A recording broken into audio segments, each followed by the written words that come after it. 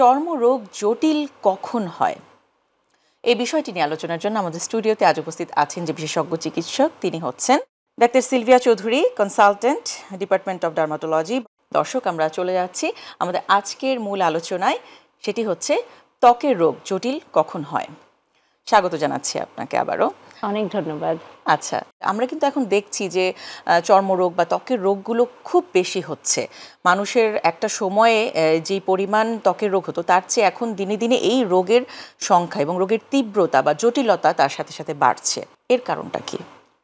প্রথম কথা হচ্ছে, ত্বক তো মাথার তালু থেকে পায়ের তালু পর্যন্ত, ত্বকটাই কিন্তু সবচেয়ে বড় অর্গান আমাদের বডিতে। এখন ত্বক বলতে আপনি যেটা বলছেন, প্রথমে ডিজিজের কথাই বলি।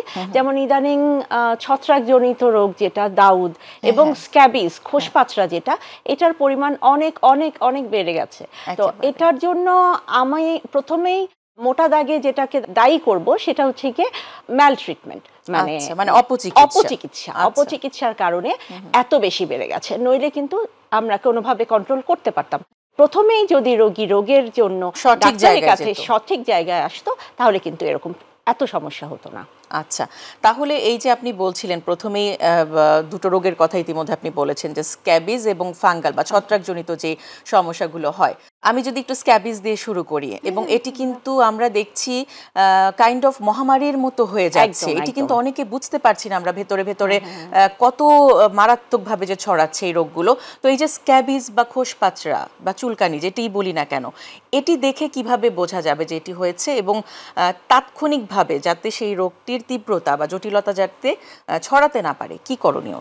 প্রথম কথা হচ্ছে যে আগে একটা কথা চালু ছিল বা অনেকে মনে করতো যে এটা বোধহয় যেটা ঘন বসতিপূর্ণ এলাকা, ওই এলাকাতে হয়, স্লাম এরিয়াতে হয়, বা অনেক সময় জেলখানাতে হয়, যেখানে অনেক বেশি লোক একসঙ্গে থাকা হয়, মাদ্রাসাতে হয়, এই এরিয়াগুলোতে। কিন্তু এখন দেখা যাচ্ছে যে কারো হচ্ছে।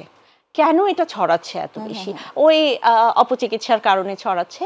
আর যেটা হচ্ছে গিয়ে যে আমরা যখন বুঝতে পারবো, তো তখন তো ডাক্তারের কাছে আসবো, সাথে সাথে ট্রিটমেন্ট করলে কিন্তু ভালো হয়। সাধারণত যেটা হয়, চুলকানি শুরু হয়ে গেলে অ্যালার্জি, এটা কিন্তু অনেকে বলে কিছু হয়নি, অ্যালার্জি হয়েছে। এটা কিন্তু আমরা খুব সাধারণ মানুষের কাছ থেকে খুব শুনতে পাই। তারা হয়তো একটা অ্যান্টিহিস্টামিন বা ফার্মেসিতে গেল অ্যালার্জি দূর করার জন্য, একটা মানে চুলকানিটা দূর করার জন্য আপাতত একটা কিছু দিয়ে দিল।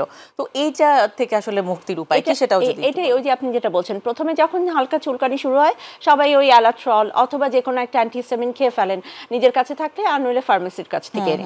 আর তার সঙ্গে আরো কিছু ব্যবহার করার জন্য ওরা দিয়ে দেয়। মিক্স প্রিপারেশন কিছু পাওয়া যায়, যেগুলো আলটিমেটলি স্কিন মানে এই ডিজিজটাকে অ্যাগ্রাভেট করে বা যে রোগটাকে বাড়িয়ে দেয়। আলটিমেট রেজাল্ট এটার তো আসলে চিকিৎসা, যেটা প্রপার চিকিৎসাটা তো হলো না।